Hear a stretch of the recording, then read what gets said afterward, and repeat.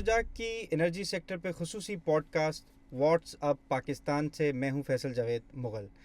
नाज़रीन, इस वक्त जो हमारे गेस्ट हैं आज की पॉडकास्ट सीरीज़ में, वो किसी तारीफ़ के मोहताज नहीं। अगर हम बात करें electrical power sector equipment manufacturing industry की, तो एक बहुत बड़ा नाम हमारे साथ मौजूद है। अगर आपके घर में बिजली का मीटर लगा हुआ है या आपकी गली में ट्रांसफार्मर लगा हुआ है, तो मुमकिन है वो इनकी इंडस्ट्री का होगा। मेरे साथ इस वक्त मौजूद हैं मियां सुल्तान साहब। Sir, thank you for joining us. पहला जो बुनियादी मैं आपसे सर क्वेश्चन पूछना चाहूँगा कि जो हमारी मुकामी मैन्युफैक्चरिंग इंडस्ट्री है, आपको क्या लगता है कि आपकी जो इंडस्ट्री है वो उसमें क्या कंट्रीब्यूट कर रही है मुकामी सतह पे, और हमारी जो मैन्युफैक्चरिंग इंजीनियरिंग मैन्युफैक्चरिंग इंडस्ट्री है वो कहाँ पे खड़ी हुई है? मैं आपको पावर सेक्टर की जो इंडस्ट्री है इसके बारे में बताता हूँ कि मैं एक्शन था लेस्को में, और मैंने महसूस किया कि यहाँ पे मैं ग्रो नहीं कर सकता, तो मैंने अपना बिज़नेस शुरू किया और मैंने स्टार्टअप ही लिया उन आइटम से जो पाकिस्तान में नहीं थी बनती। और आज अल्हम्दुलिल्लाह हमने कंट्रीब्यूट किया, हमारे जो दूसरी कोलीग इंडस्ट्री है उन्होंने कंट्रीब्यूट किया।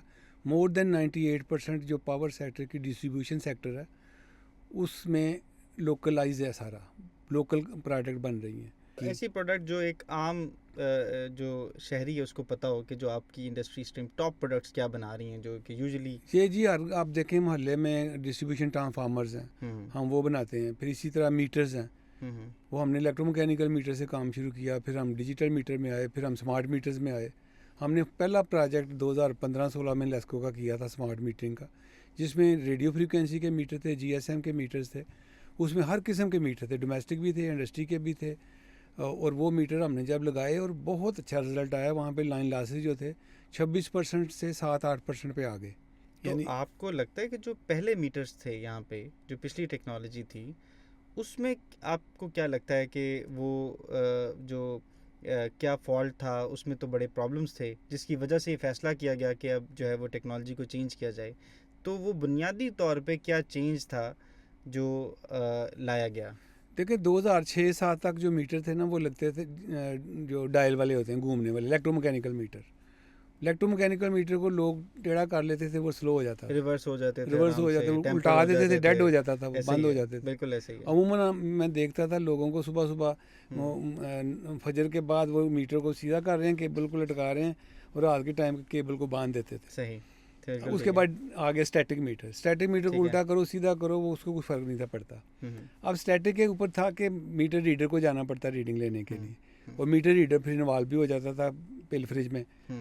उसके बाद जो स्मार्ट मीटर का 2015 में प्रोजेक्ट हमने पहला जो है ना विन किया, प्रोजेक्ट पायलट प्रोजेक्ट था, कोई 20,500 मीटर लेस्को के थे, जिसके अंदर हर किस्म के मीटर थे। रेडियो फ्रीक्वेंसी के सिंगल फेज थे, 3 फेज थे, और GSM based single phase, 3 phase, CTPT meters थे, जो कि इंडस्ट्री के ऊपर भी हमने लगाए। और उसका इतना अच्छा रिजल्ट आया कि 26% से जो लाइन लॉसेस थे ना वो को 7-8% पे आ गए। अच्छा, लेकिन सर वो मीटर्स पे आज भी अगर हम आवाम की बात करें तो वो तो आज भी सीख पाएँ। हमारा जो एक आम शहरी है वो तो एक तो मीटर की कॉस्ट बहुत बढ़ गई है। आज जो मीटर की कॉस्ट है वो एक आम सिंगल फेज़ का जो कंज्यूमर है या 3 फेज़ का जो डोमेस्टिक कंज्यूमर, उसके लिए तो अफोर्डेबल ही नहीं है। और मीटर्स की जो क्वालिटी है, और जिस तरह आप कह रहे हैं कि लाइन लॉसेस कम हुए, मगर आवाम की शिकायत अभी भी मौजूद है सर, वो खुश नहीं है। सॉरी टू से, अवाम आज भी कहते हैं कि हमारा मीटर जो है, ख़ास तौर पे ये जो 3 महीने शोल्डर मंथ्स हैं समर के, उसमें तो हमारा एक शायरी कहता है कि मेरा तो बिजली का मीटर चलता ही तेज़ है। सबसे ज़्यादा इस टाइम जो डिस्कोस को मसूल होने वाली कंप्लेन ही यही है कि मेरा मीटर ख़राब है। तो उस टेक्निकल तौर पे, just for the information of the viewers, आपको क्या लगता है कि वाकई ये मीटर उस पैरामीटर को पूरा कर रहे हैं जो इंटरनेशनल स्टैंडर्ड के हैं? देखिए मीटर में कोई प्रॉब्लम नहीं है, मीटर बिल्कुल विद इन BSS होते हैं, बिल्कुल उनकी स्पीड भी ठीक है, कोई तेज़ मीटर नहीं होते। असल जो प्रॉब्लम है ना हमारे कस्टमर्स का, कि टैरिफ ही इतना हाई है, हर बंदे को ना ये एक वहम पड़ गया कि जी मीटर तेज़ चलता है और बिल बहुत ज़्यादा आता है। और बड़ा सिंपल मेथड है मीटर को चेक करने का। आप उसको अगर अपनी वॉच लें, मीटर के पास खड़े हो जाएं, लोड देखें कितना चल रहा है, तो यू कैन वर्क आउट कि मीटर फास्ट है या स्लो है। किसी भी एक मीटर को हम चैलेंज करते हैं आपको कि किसी भी इंडस्ट्री, मेरा नहीं ख्याल हर एक 100% इंजीनियर जो है इंस्पेक्शन का, जो कि यूटिलिटी का होता है, थर्ड पार्टी है, वो आके 100% मीटरों की इंस्पेक्शन करता है, और हर मीटर के ऊपर स्टैंप करता है कि ये मीटर जो है विद इन लिमिट है, जो कानून है, जो कायदा रूल्स बने हैं उसके मुताबिक हेरा चलता फेरी है। तो वहाँ पे होती है जब मीटर जो है वो डिफ़ॉल्ट कर जाता है और फिर उसमें एवरेज का झांसा दे के शहरियों को वो मीटर का कहा जाता है कि जी आपको बिल वो आएगा जो आप चाहते हैं। और ये जो मामला है, मतलब एक आजकल लाइन माइन और अगर एलएस की बात करें, 17 18 साल इनकी ट्रांसफ़र नहीं होती। एसडीयू की तो ट्रांसफ़र कर देते हैं आप। हमारा जो सिस्टम है बुनियादी तौर पे, ये मीटर चेंज करके भी हमें और एडवांस टेक्नोलॉजी पे जाने की ज़रूरत नहीं कि ये मामला जो ह्यूमन फेस का जो इंटरफेरेंस है वो ख़त्म हो जाए। देखें, जो तो है ना मीटर रीडर की इन्वॉल्वमेंट, जहाँ भी ह्यूमन इंटरवेंशन होगी वहाँ प्रॉब्लम होगी। जहाँ पे आप इसको ऑटो पे ले जाओगे तो चीज़ें ठीक हो जाएंगी। अब दुनिया के अंदर कहीं भी मेजॉरिटी में लोगों ने किया कि वो उन्होंने बीच में से इन्वॉल्वमेंट ख़त्म कर दिया। पाकिस्तान में भी हुआ है। आप गुजरांवाला की एग्जांपल ले लें, पेशावर की ले लें, मुल्तान की ले लें। क्या उसमें इन्वॉल्वमेंट कैसे ख़त्म हुई सर? स्मार्ट मीटर लगा दिए उधर, जीएसएम बेस्ड या रेडियो फ्रीक्वेंसी के मीटर लगा दिए, या पीएलसी बेस्ड मीटर इस्लामाबाद में अब लग रहे हैं। नहीं, लेकिन वो तो कंज्यूमर खुद उसको प्रोक्योर करके लगा रहा है। नहीं, अच्छा, वो प्रोवाइड करिए। हाँ, डिस्कोस ने खुद परचेज किए मीटर, कुछ यूएस एड के तहत। हमने एक आम कंज्यूमर को बताएं, अगर मैं इंटरेस्टेड हूँ, बिकॉज मुझे ये बात तो पता है कि जो स्मार्ट मीटर है वो उसकी मॉनिटरिंग ऐप के साथ जो है वो कमर्शियली तौर पे अवेलेबल है और हमने खुद भी उन मीटर्स को इंस्टॉल किया है, वो तो है। लेकिन कमर्शियली पॉइंट ऑफ व्यू से बताएं कि आम आदमी अगर वो मीटर लगाना चाहता है तो उसकी कॉस्ट क्या है और वो कैसे लगाएंगे?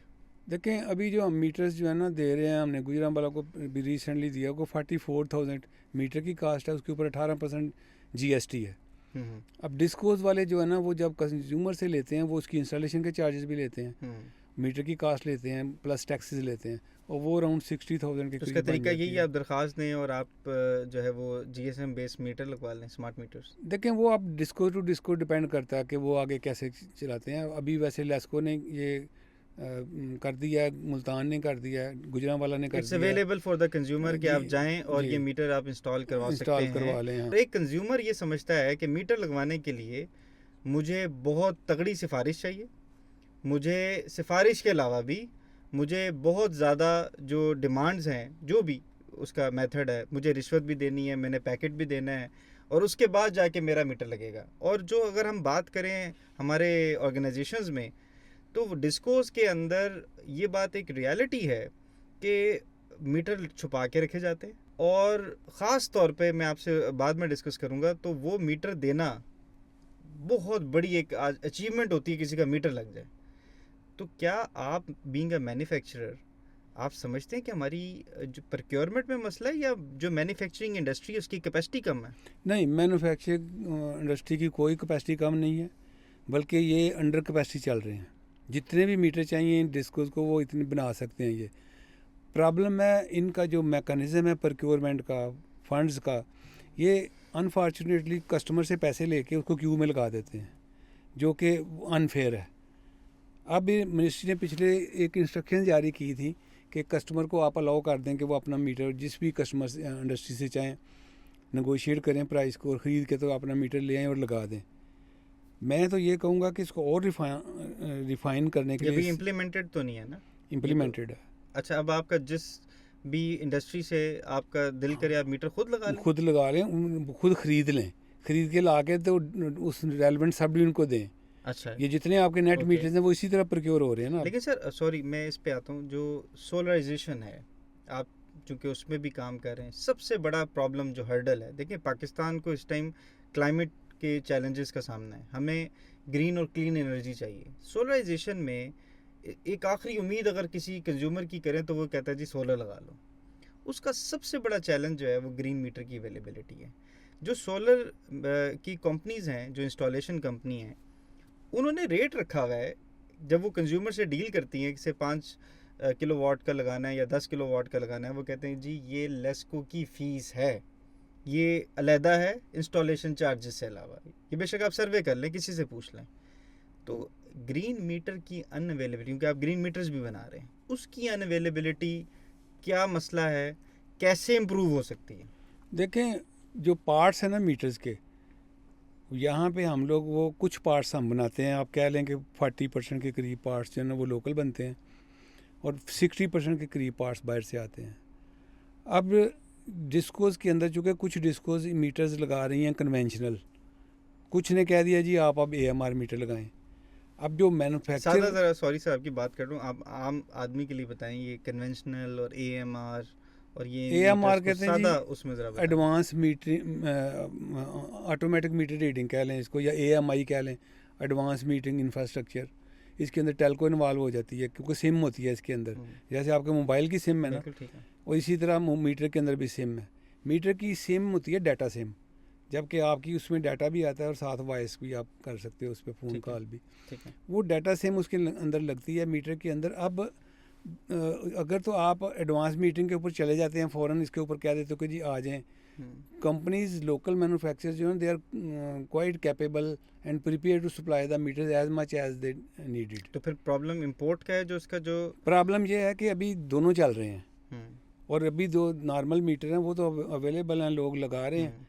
होता क्या है कि लोगों को अवेयरनेस देने की भी ज़रूरत है। लोग क्या करते हैं कि इसके अंदर एक प्रोसेस होता है इंस्पेक्शन का, कि एक थर्ड पार्टी ने इंस्पेक्शन करनी है। मीटर की इंस्पेक्शन कह रहे, मैं बात करूं लोड की इंस्पेक्शन की, जो घरों के लोड की इंस्पेक्शन की बात कर रहा हूं। घरों के लोड की जो रिक्वायरमेंट होती है कि 5 किलोवाट का है, या वो जो एक एक्चुअल इसका लोड क्या है घर का, वो जो एक कैलकुलेशन होती है, मैं उसकी बात कर रहा हूँ। वो देखें हमारे यहाँ जो ये जो चीज़ें हैं ना, ये वन साइडेड हैं, नहीं है, ये दोनों तरफ से हैं।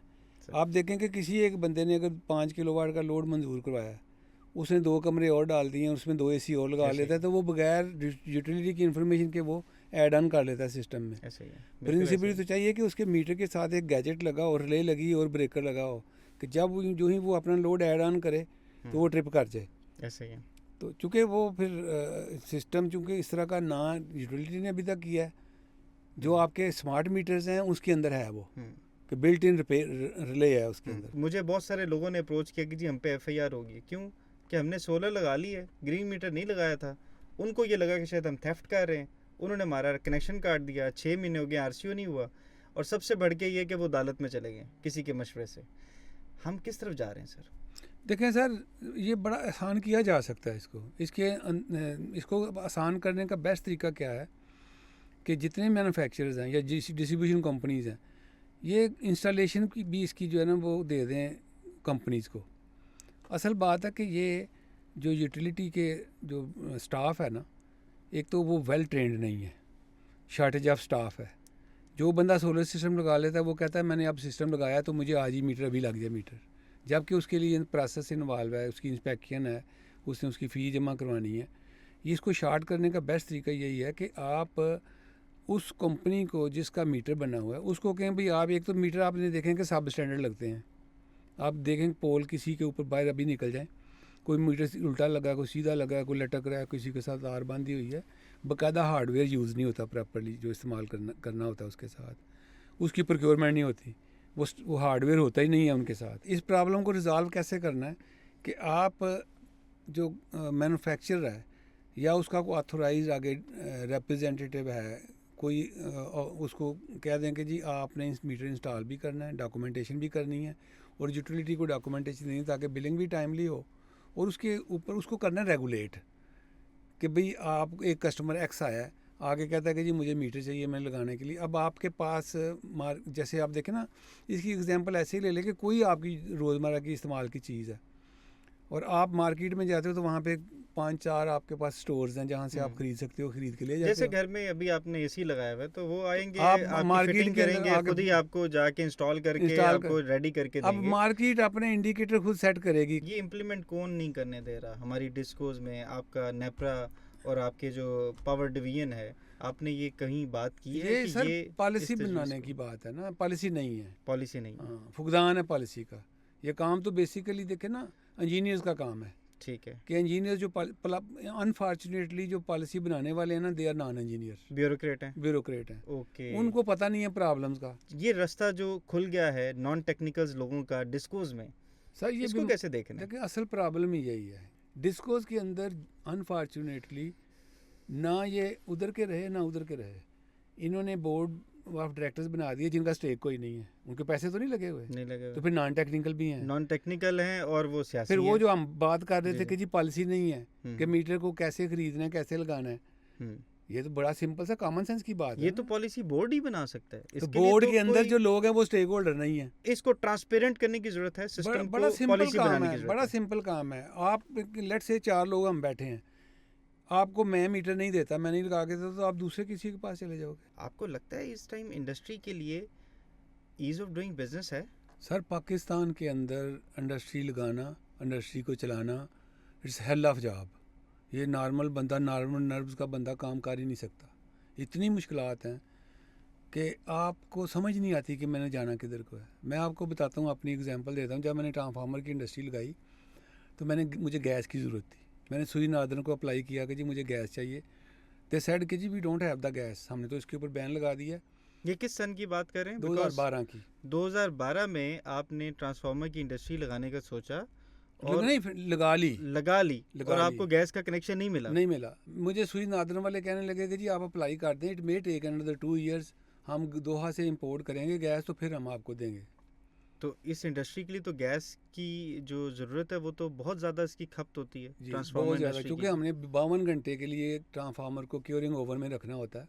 हमारे पास 4 ओवन हैं जिसमें ट्रांसफार्मर बना के हम 52 आवर्स के लिए रखते हैं। वो एक साइकिल है, लगातार चलता है, और गैस की कंटिन्यूटी चाहिए होती है हमें। यानी कि गैस की कंजम्पशन बहुत इंपॉर्टेंट है बहुत इंपॉर्टेंट है इसके लिए। जी।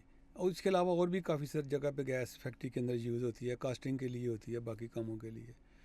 तो मैंने सोचा उनसे, कहने लगे जी आप एलपीजी पे चले जाएं, बिजली पे चले जाएं। तो मुझे अंदाज़ा हुआ कि बिजली भी जैसे ये कर रहे हैं, इनकी पॉलिसीज़ बिजली के बारे में भी ऐसी हैं, तो ये गैस तो तो लोड शेडिंग बहुत अरूज पे थी इंडस्ट्री को, तो मैंने कहा ये भी बहुत महंगी हो जाएगी जब इन्होंने इंपोर्ट के ऊपर उस पर भी जाना है।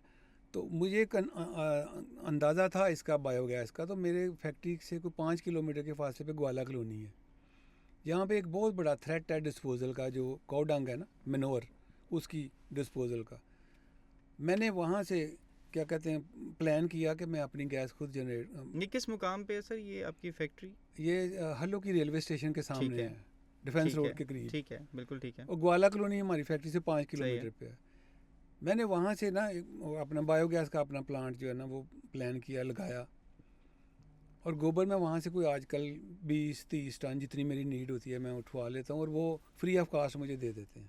यानी कि आपने गवर्नमेंट से गैस का कनेक्शन मांगा, गवर्नमेंट ने गैस का कनेक्शन नहीं दिया, आपने खुद वहाँ पे गैस प्रोड्यूस करने के लिए बायोगैस का प्लांट लगा लिया। और ये सर प्लांट के लिए ज़रा थोड़ा सा बताएं कि बायोगैस का प्लांट लगाने के लिए क्या क्या आपको इसमें सारा इक्विपमेंट जो है वो क्या इंपोर्ट करना पड़ा? कोई चीज़ इंपोर्ट नहीं की।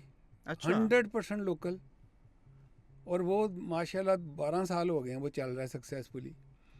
वो हमने इतनी गैस उससे जनरेट कर ली कि हमारी नीड पूरी हो गई। तो इसकी कैपेसिटी क्या है सर इस 8000 क्यूबिक मीटर। कुल कितना खर्चा आपको लगता है कि इस पे लागत है से, अगर 4000 क्यूबिक मीटर की गैस आपने खर्चे की आप बात करें, 4000 का अगर आप लगाते हैं ना, तो आप 4000 गैस कंज्यूम करते हैं, तो maximum with in 1 year you can आपका ROI आ जाता है इसका, return with in 1 year maximum.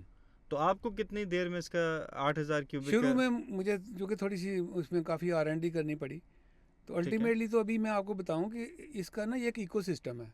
ठीक है। मेरे पास 2 मिनिस्टर आए पहले, जो एनर्जी के मिनिस्टर थे यहाँ पे, एक वो थे, एक एडवाइज़र थे मिनिस्टर के, ठीक है, प्राइम मिनिस्टर के। तो मैंने उन्हें कहा कि जी आप इसके ऊपर यूँ करें जैसे इकोसिस्टम बनाएं, जैसे 500 एकड़ 1000 एकड़ ज़मीन है आपके पास, एक तरफ आप फ्रूट वेजिटेबल्स है, आप वीट है, राइस है, ये ग्रो करते हैं। एनिमल तो खाता ही वेस्ट है, बिल्कुल, उसके साथ आप डेयरी बना तो अपने वेस्ट को ज़ाया नहीं कर रहे सर। ये वेस्ट टू वेल्थ है इनफैक्ट। ठीक है, वेस्ट टू वेल्थ है कि आपने सब्जियां लगा ली, आपने वीट लगा ली, वट एवर इज जो आपने लगाया, ठीक है, उसका आपने फ्रूट खुद खा लिया और वेस्ट एनिमल को दे दिया। ठीक है। एनिमल के वेस्ट से आपने फर्दर गैस भी प्रोड्यूस कर ली, उस गैस से आप बिजली भी प्रोड्यूस कर सकते हैं। फर्दर उसके वेस्ट से आप फर्टिलाइज़र बनाएं और उसी खेतों में डाल दें। अच्छा, जिसके पास 10 एनिमल और इसकी कॉस्ट क्या आएगी अगर ये किसी कॉलोनी में इम्प्लीमेंट हो जाता है? कुछ लोकल जो इलाका मकीन है वो अगर इसको इम्प्लीमेंट करते हैं, अपने खुद से ही पैसे जोड़ के वो इसको लगा लेते हैं। देखें वो एक, ये तो जिसके पास एनिमल 10 है ना, वो अपना इंडिविजुअल लगा ले और अपने वो तो सर हमारे डेयरी फार्म्स भरे पड़े हैं। वो हर डेयरी फार्म और के साथ डेयरी देखें, फार्म्स का जो वेस्ट है वो तो ज़ाया जा रहा है। अब मैं आपको बताता हूँ, आपके पास अगर 100 एनिमल्स की डेयरी है तो आप 10 डाइजेस्टर जो है ना उनको सीरीज में लगा लें, ठीक है।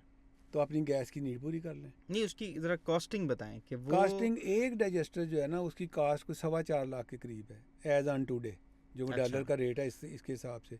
अब है। हम लोकल बनाएंगे फिर देखेंगे कितनी कास्ट कम होती है, वो डेफिनेटली कम होगी। मतलब इसका विन विन सिचुएशन है कि फर्टिलाइजर भी बनेगा, गैस भी तो फिर मिलेगी, पे बैक ऐसे हुआ और फटाफट, एक वो तो आम फिर सारिफ को उसका बिल, अगर वो SNGPL की गैस ले रहा है या जो डिस्ट्रीब्यूशन की गैस ले रहा है, उससे कितना कम होगा? से अगर किसी का बिल 10,000 रुपये आ रहा है सर ईस्टर्न ये तो गैस का, डिपेंड करता है ना, हाफ के भी ऊपर भी किया जा सकता है इसको। 50% आप कह रहे हैं कि वो डेफिनेटली रिड्यूस कम हो जाती है होगी प्राइस। अगर वो हाँ, ये बायोगैस पे शिफ्ट होती है कम्युनिटी। बिल्कुल। ये जो local engineering manufacturing electrical power manufacturing industry है, उसको अगर हमने ग्रो कराना है, हमने यहाँ पे इंपोर्ट जो है वो उसको कम करना है और लोकल अपनी जो मैन्युफैक्चरिंग है उसको इंक्रीज़ करना है, तो इसके लिए JV जो करना, इंटरनेशनल मार्केट के साथ लिंक करना, वो जिम्मेदारी पाकिस्तान इंजीनियरिंग काउंसिल की थी। कैसे पाकिस्तान इंजीनियरिंग काउंसिल की जिम्मेदारी है? देखिए 1987 में बाई लॉज बने, उसमें बाई लॉज के अंदर एक 7.2 क्लास थी, इसी तरह एक 4.11 क्लास थी। 7.2 क्लास ये कहती है उसकी बाई लॉज की, ये मैं आपको बात बताता हूँ, 87 से लेके 2008 तक कानून था कि 51% शेयर जो है वो बाहर वाले जो लोग आएंगे उनका होगा, और जो लोकल इंडस्ट्री होगी उसका 51 और 49 बाहर वालों का। ये 2008 की बात कर रहे हैं आप? 2008 तक, 1987 से लेके ये पॉलिसी थी? ये पॉलिसी थी। ठीक है। मुशर्रफ साहब के दौर में इस पॉलिसी को उन्होंने कर दिया, यानी हटा दिया। जो उस वक्त के चेयरमैन थे चेंज कर दिया पॉलिसी। इंजीनियरिंग काउंसिल के जो चेयरमैन थे डॉक्टर जमील, ठीक है। NED यूनिवर्सिटी के वाइस चांसलर थे, उनको हटा के अकरम शेख साहब को ले आए और आर्डीनेंस के थ्रू इसको 30-70 कर दिया, यानी 70% बाहर के लोग थे उनका शेयर और 30%। इसके पीछे क्या वजह थी? इसका मतलब ये हुआ कि 70% आपकी इंटरनेशनल जो हमारी कंपनियां हैं वो यहाँ पे आएंगी विद 70-30 रेशो, 30% लोकल इंडस्ट्री और 70% इंटरनेशनल कंपनी। इसके पीछे क्या रीज़न होगी? देखिए जी, आई डोंट नो, इसका तो वही बता सकते हैं जिन्होंने इसको किया था, हमें तो नहीं पता। मैं तो उस वक्त इंजीनियरिंग काउंसिल का भी मुझे नहीं था पता होता कि क्या होती है। ठीक है। मगर अच्छा हमने सर, लेकिन एक बात पे, आज जो सबसे बड़ा मसला है वो एक बात की जा रही है, बेरोज़गारी नामंजूर। तो इंजीनियर्स को एक नारा जो है वो आज दिया जा रहा है कि बेरोज़गारी नामंजूर, और जो ये नारा लगा रहे हैं वो ख़ुद 6 साल पाकिस्तान इंजीनियरिंग काउंसिल में बतौर चेयरमैन काम कर चुके हैं। मेरा सवाल ये है कि जब वो चेयरमैन के तौर पे काम कर रहे थे तो उन्होंने बेरोज़गारी को ख़त्म करने के लिए, इंजीनियर्स को जॉब प्रोवाइड करने के लिए क्या इक़दामात किए थे? बिकॉज़ आज का इंजीनियर ये जानना चाहता है कि आप जो ये बात कर रहे हैं, जब आप थे वहाँ पे तो आपने क्या किया? मैं आपको इसकी अंदर की कहानी में बताता हूँ कि हुआ क्या। इंजीनियर बेरोज़गार क्यों हुए, हम लोगों के जो टेक्नोक्रेट्स थे वो बेरोज़गार क्यों हो गए, प्रोफेशनल्स को जॉब्स क्यों ना मिली। उस वक्त कानून जो चेंज हुआ था ना, 30-70 पे आ गया था, उस वक्त यही जो नारा लगाने वाले हैं कि जी बेरोज़गारी नामंजूर, ये नारे लगाने से काम नहीं होगा। ठीक है। काम होगा कि आपने पॉलिसी देनी है। जो इंजीनियरिंग काउंसिल का असल काम है कि आपने रेगुलेट करना है, नंबर 2 आपने पॉलिसी देनी है, और वो पॉलिसी इटसेल्फ जो है ना जनरेट करेगी, आपकी इंडस्ट्री उठेगी, जॉब्स क्रिएट होंगी। आपकी इंडस्ट्री को आप और ज़्यादा उसको प्रमोट करते हो, वो अपनी जो प्रोडक्ट लोकलाइज करेंगे, प्रोडक्ट बनाएंगे, इकानमी ऑफ स्केल पे जाएंगे, तो वो प्रोडक्ट एक्सपोर्ट भी करने के काबिल हो जाएंगे। जब एक्सपोर्ट होगी आपके पास ज़र मुबादला भी आएगा। तो क्या किया? मैं आपकी बात को नहीं समझ पा रहा हूँ कि एक आम व्यूअर के लिए, इंजीनियर के लिए जो कि नॉन इंजीनियर ये जो है, आज ये आप कैसे कह रहे हैं? कौन सी पॉलिसी को चेंज किया गया और किसने किया? आज जो नारा लगा रहे हैं इन्होंने 2000, कौन लोग नारा लगा रहे हैं? ये जो अभी TEP वाले जो हैं, जवेद कुरैशी साहब जिसके कैंडिडेट हैं, ठीक है, ये उस वक्त चेयरमैन थे पाकिस्तान इंजीनियरिंग काउंसिल के। इन्होंने क्या किया, 2016-17 में कानून को वायलेट किया। 37 कंपनियां थीं, कंस्ट्रक्शन कंपनियां, जिनको इन्होंने रजिस्टर कर दिया बाहर की, विद ज़ीरो लोकल पार्टनरशिप, और 25 इन्होंने कर दिए consultant register with zero local नहीं तो पार्टनरशिप। इसका मतलब ये क्या हमारे पास लोकल इंडस्ट्री में वो कैपेसिटी मौजूद नहीं थी, क्या वजह थी नहीं, इस कैपेसिटी लॉ भी को चेंज सारा कुछ करने की? मौजूद था, जॉइंट वेंचर हो सकता था, 5-4 कंपनियां मिल के काम कर सकती थी। जब आप एक खुली छुट्टी दे देते हो बाहर वालों को, तो वो क्या वजह होगी?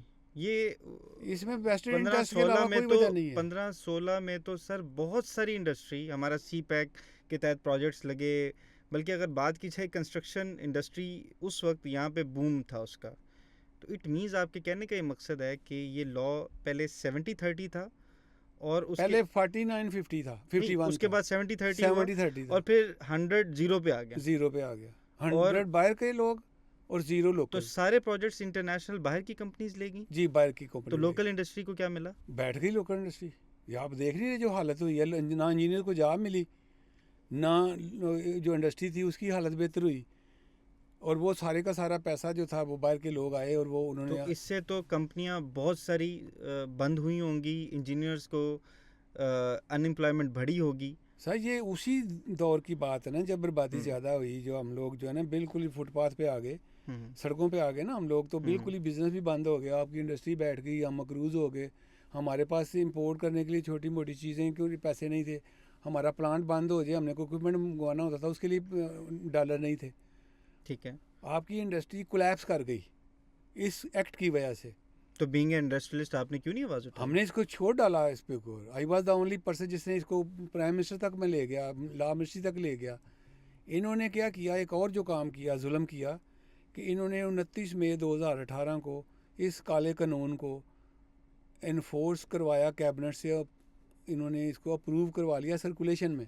उस वक्त निगरान गवर्नमेंट थी या? निगरान गवर्नमेंट आ रही थी, 2 दिन बाद निगरान गवर्नमेंट ने आ जाना था। 29 मई से 31 मई को 48 घंटे बाद गवर्नमेंट ख़त्म हो जानी थी। ओके। और इन्होंने उसको सर्कुलेशन में अपने पॉलिटिकल इन्फ्लुएंस इस्तेमाल करके जाती जाती गवर्नमेंट से इन्होंने अप्रूव करवाया उस कानून, काले कानून को, जिसमें लोकल का 0% और जो बाहर वाले थे उनका 100%। जब वो पास हुआ हमने शोर मचाया। उस वक्त केयर टेकर गवर्नमेंट आ गई थी, नासरुल मुल्क नासरुल साहब। मुल्क थे उसके जो ठीक है। जस्टिस थे, वो केयर टेकर प्राइम मिनिस्टर थे। हमने उस वक्त लॉ मिनिस्ट्री को लिखा, केयर टेकर प्राइम मिनिस्टर को लिखा कि जी ये इस मुल्क की इंडस्ट्री जो थोड़ी बहुत रह गई ठीक है है। वो भी बैठ जाएगी, इसके है। ऊपर एक्शन लें। ये बैक डेट से पार्लियामेंट का काम था करने का, इनका कैबिनेट का काम नहीं था, ये नहीं थे कर सकते। तो वो रिवर्ट होगी। वो उन्होंने किया कि जी हाँ ये करंट डेट से कर सकते हैं, वो करंट डेट में उन्होंने फिर कर दिया उसको, यानी कि ख्वाहिश ये थी कि इसको बैक डेट से किया जाए, बैक डेट से किया, ताकि ताकि वो जो इसका इलीगल लीगल काम किए गए थे, जो कानून तोड़ा था, वो भी रेगुलराइज हो जाए। इसकी कोई तो रीज़न होगी। क्या उसमें ये लिखा हुआ था कि ये ऐसी कंपनीज जो कि लोकल हमारे पास टेक्नोलॉजी मौजूद ना हो उनको आप अलाउ करें कि इंटरनेशनल कंपनीज जो हैं उनको डायरेक्टली आप 100 जीरो के साथ रजिस्टर करें? देखें क्या ये क्लॉज थी या ये दो था कि लोकल जो मैन्युफैक्चरिंग कैपेसिटी है और उसके साथ जेवी करना है? नहीं, 2 क्लासेस हैं, मैं आपको क्लियर कर दूं। एक थी 411 ठीक है। जो एज ऑन टूडे भी ख़त्म है। या 411 पीसी एक्ट की बात कर रहे हैं? मैं पीसी बाई लॉज की बात बाय लॉज की बात कर रहा हूँ। ठीक है। पीसी के बाई लॉज की ये वेबसाइट पे मौजूद है? मौजूद है। ठीक है। क्लास थी 411। 411 ये कहती है कि ये प्रोजेक्ट स्पेसिफिक जो है ना, प्रोजेक्ट स्पेसिफिक का मतलब है कि जो पाकिस्तान में टेक्नोलॉजी नहीं है उसके अंदर जेवी होगा। ऑब्जेक्टिव क्या था कि जब जेवी होगा तो लोगों के पास टेक्नोलॉजी आ जाएगी और टेक्नोलॉजी आइंदा वो ट्रांसफर होगी, हम प्रिपेयर्ड खुद कर होंगे, हम सकेंगे। ट्रेन होंगे और हमारी जो डिपेंडेंसी है इंटरनेशनल जो हमारी मैन पावर ट्रेंड होगी, हमारे इंजीनियर्स ट्रेंड होंगे, हमारे इंजीनियर्स की इंटरनेशनल वैल्यू बन जाएगी। अगर दुनिया में कहीं भी उस तरह का कोई प्रोजेक्ट आता है नया, और वो प्रोजेक्ट जो है वो जो लोकल काम हो रहे हैं वो लोकल लोग ही पर वो करेंगे। 30% नहीं रखा गया, वो जीरो और कर दिया ना, उसको जीरो कर दिया और हम यहाँ पे उस वक्त ट्रेन नहीं हुए। नहीं हुए। तो ये सर आज भी ये तो बड़ी अलार्मिंग सिचुएशन है, आज भी ये ऐसे ही है 100 जीरो पे? नहीं, अभी मैं सिटिंग गवर्निंग बॉडी का मेंबर हूँ। हमने पिछली इस टर्नओवर के अंदर इसी कानून को हमने रिवर्स करवाया जुलाई 2023 में। अब कितने % है? अब वही 30-70 हो गई है। अच्छा सर, उसमें ये है कि हमारी जो इंटरनेशनल कंपनीज हैं उनका क्या ट्रेंड है कि वो हमारे जो लोकल कंपनीज हैं और उनके, जाहिर बात है कंपनीज हैं तो उसके अंदर इंजीनियर हमारे काम कर रहे हैं, कितने वो इंटरेस्टेड हैं हमारी कंपनी के साथ जीवी करने में? वो क्यों रखेंगे जब आपने बुनियादी तौर पे जो प्रोजेक्ट किया उसका एग्रीमेंट जो है, अगर जॉइंट वेंचर के थ्रू होता तो बंद होते हैं कि O&M भी उतने तो परसेंट। बेसिकली उन पे बाइंडिंग नहीं थी। नहीं है बाइंडिंग। तो सर क्या हमने CPEC जैसे सुनहरी मौकों जो मौके हमें मिले कि हमारे पास इतनी इन्वेस्टमेंट आई, इतने प्रोजेक्ट्स आए, तो हमने ज़ाया कर दी? सर डेफिनेटली देखें ना, आपके पास लोकल पार्टनरशिप आ जाती। अभी आप क्या देखें ना कि क्यों नहीं करते वो O&M पाकिस्तानी लोग, उनको क्यों नहीं शामिल करते? उनके ऊपर बाइंडिंग नहीं है। इसके ऊपर जब तक रेगुलेटर का मकसद क्या होता है, रेगुलेटर का पर्पज़ क्या है कि वो जाके फिजिकली विद वन और the other way information gather करे और फिर उनको ये कह दे कि फॉर एवर के लिए आपकी हम मेंबरशिप कैंसिल कर देंगे अगर हमने आपको डिफ़ॉल्ट पाया। और काउंसिल कर सकती है, वो ब्लैक लिस्ट कर सकती है, उसकी रजिस्ट्रेशन ख़त्म कर सकती है। Sir thank you very much. हमारे साथ इस वक्त मियां सुल्तान साहब मौजूद थे। अगर हम बात करें पावर सेक्टर की, एनर्जी सेक्टर की, आज की नशस्त में अहम तरीन जो इन्फॉर्मेशन है कि हमारे जो डिस्ट्रीब्यूशन मीटर्स हैं, हमारे जो ट्रांसफार्मर्स हैं, और वहाँ से लेकर आज का जो इंजीनियर है उसको किस तरह से इक्विप होना है और हमने क्या जो है वो खोया, क्या पाया, इस पे बड़ी सैर हासिल गुफ्तगू हुई। आपका बहुत शुक्रिया।